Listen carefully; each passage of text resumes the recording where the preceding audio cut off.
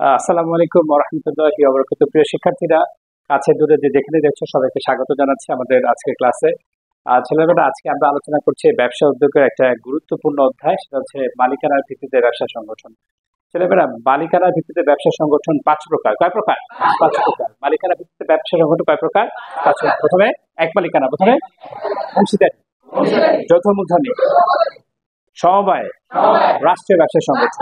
তাহলে আমাদের ব্যবসা কয় প্রকার? 5 প্রকার। তবে আমাদের এই পরীক্ষায় যেহেতু 3টা ব্যবসা নিয়ে আলোচনা করা হয়েছে, এক মালিকানা, অংশীদারি এবং রাষ্ট্রীয় যৌথ মূলধনী। এক মালিকানা, অংশীদারি এবং যৌথ মূলধনী, এই 3টা আমরা আলোচনা করব।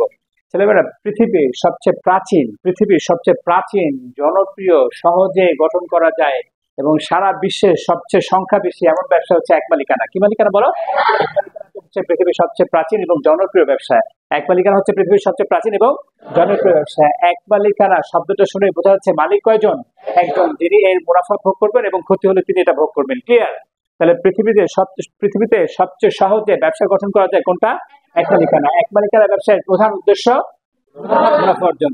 এক মালিকানা ব্যবসার দায় অসীম। কথা ক্লিয়ার সবাই? আচ্ছা, তাহলে এক মালিকানা ব্যবসা করতে কি দরকার? একটা ট্রেড লাইসেন্স দরকার। We need a trade licence. একটা ট্রেড লাইসেন্স হলে কি করতে পারবো?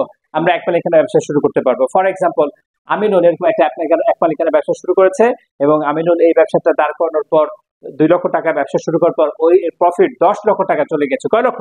কিন্তু কোনো একটা কারণে, কোনো একটা ক্ষতির কারণে, কোনো একটা ভুল সিদ্ধান্তের কারণে ও অনেক টাকা ঋণ নিয়েছিল ব্যবসাকে বাড়ানোর। ও 50 লক্ষ টাকা ঋণ নিয়েছিল। কত লক্ষ? কিন্তু পরবর্তীতে দেখা যায় আমিনুলের এই ব্যবসাটা লস হয়। তাহলে আমিনুলের কাছে এখন মানুষ কত টাকা পায়? 50 লক্ষ টাকা পায়, কিন্তু ব্যবসায় বিনিয়োগ করেছিল কত? 2 লক্ষ। অর্থাৎ এই 50 লক্ষ টাকা আমিনুলকে পরিশোধ করতেই হবে। এই সবচেয়ে বড় সমস্যা হচ্ছে অসীম দায়। এই আমিনুলের দাদার, বাবার, নানার সব সম্পদ বিক্রি করে এটা পরিশোধ করতে হবে। এখন আমিনুল চিন্তা করলো, ভালো করে মনোযোগ দিয়ে, আমিনুল চিন্তা করলো যদি আমি একা ব্যবসা না করে আমাদের বন্ধুদের নিয়ে যদি ব্যবসা করতাম, হ্যাঁ, নিথর, সীমান্ত বা এরকম সবাইকে নিয়ে যদি ব্যবসা করতাম, তাহলে তো আমাকে আর এই ব্যবসার এত টাকা লস কাউন্ট করতে হতো না। এবার আমিনুল কি করলো? আমিনুল এরকম ওর 4-5 জন বন্ধু মিলে মুনাফা অর্জনের উদ্দেশ্যে 1932 সালের অংশীদারি আইনের অধীনে, কত সালে? এক মালিকানা কত সালের আইন? জি না, এক মালিকানা কোনো আইন নাই।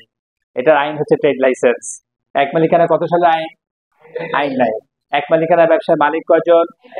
মুনাফা মুনাফা মুনাফা অর্জন হচ্ছে এর প্রধান উদ্দেশ্য। প্রধান।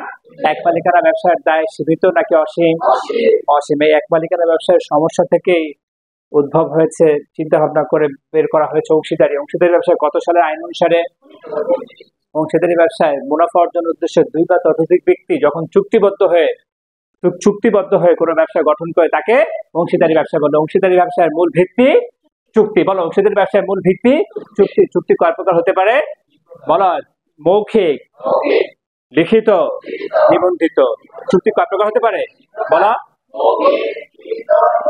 ওকে, তাহলে সবচেয়ে কোন কোন চুক্তিটা বেশি সুবিধা পাওয়া যাবে? নিবন্ধিত। কোনটায়? নিবন্ধিত। অংশীদারি ব্যবসায় কত সালের আইন দ্বারা?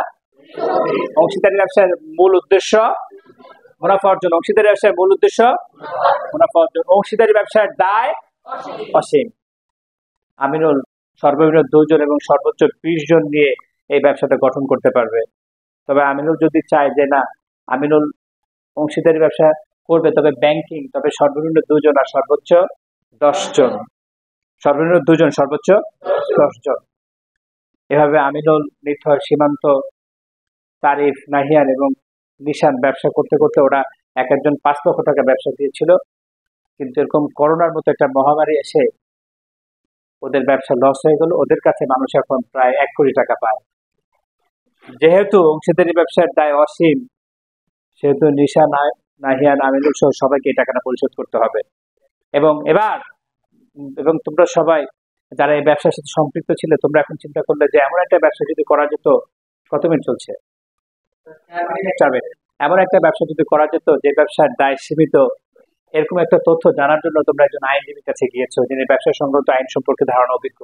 ওনার কাছে গেলে উনি বলছেন যে হ্যাঁ, একটা ব্যবসা আছে যেটা দায় সীমিত। আপনারা 3টা কাজ করলে ওই ব্যবসাটা করতে পারবেন: উদ্যোগ গ্রহণ, দলিলপত্র প্রস্তুত, নিবন্ধন। 1994 সালের কত সালে? 1994 সালে কোম্পানি আইন অনুসারে আপনি উদ্যোগ গ্রহণ, দলিলপত্র প্রস্তুত, নিবন্ধন করে এই ব্যবসা শুরু করতে পারবেন। তো তারিফের অস্থিরতার কারণে তোমরা এতটুকু শুনে চলে এসেছো, বলছে ঠিক আছে ধন্যবাদ, আর লাগবে না, এই যে আমরা 1,000 টাকা ফি দিয়ে চলে এসেছো। এখন তোমরা এসে কথা বুঝতে পেরেছো তো? তোমরা এসে বাজারে শেয়ার ছেড়েছো, ভাবছো যে আমরা তো 7 জন, আমরা 7 জনে 7 লক্ষ টাকা, আর আমরা আর 93 লক্ষ টাকা শেয়ার বিক্রি করে আমরা বাজার থেকে সংগ্রহ করব। কি ছেড়েছো তোমরা? বাজারে শেয়ার ছেড়েছো। যেই তোমরা বাজারে শেয়ার ছেড়েছো সেই তোমাদের পুলিশ গ্রেপ্তার করে নিয়ে গিয়েছে। কেন? কারণ তোমরা যে কাজটা করেছো, উদ্যোগ গ্রহণ, দলিলপত্র প্রস্তুত, নিবন্ধন, কয়টা কাজ? উদ্যোগ গ্রহণ, দলিলপত্র প্রস্তুত, নিবন্ধন, এই 3টা কাজ করে প্রাইভেট লিমিটেড কোম্পানি গঠন করা যায়। প্রাইভেট লিমিটেড কোম্পানি বাজারে শেয়ার বিক্রি করতে পারে।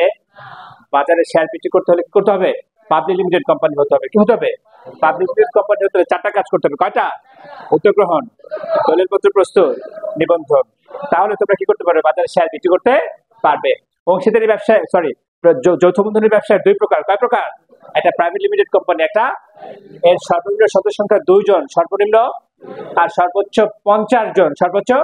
আর পাবলিক লিমিটেড কোম্পানির সর্বনিম্ন সদস্য সংখ্যা 7 জন সর্বনিম্ন, আর সর্বোচ্চ শেয়ার দ্বারা সীমাবদ্ধ। শেয়ার দ্বারা, আমরা এতক্ষণ সদস্য নিয়ে আলোচনা করেছি ছেলেমেয়েরা, এখন আমরা আলোচনা করবো ডিরেক্টর বা পরিচালক। ডিরেক্টর বা পরিচালক। প্রাইভেট লিমিটেড কোম্পানির ডিরেক্টর থাকবে সর্বনিম্ন 2 জন সর্বনিম্ন, আর প্রাইভেট বলেছি, কি বলেছি? আর পাবলিক লিমিটেড কোম্পানির পরিচালক থাকবে সর্বনিম্ন 7 জন, 3 জন। কজন? 3 জন। হ্যাঁ, পরিচালক কি বলতো?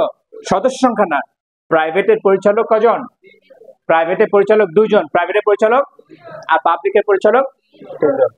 ছেলেমেয়েরা আজকে এ পর্যন্তই, পরের ভিডিও নিয়ে ইনশাল্লাহ দেখা হবে। সে পর্যন্ত সবাই ভালো থাকবে।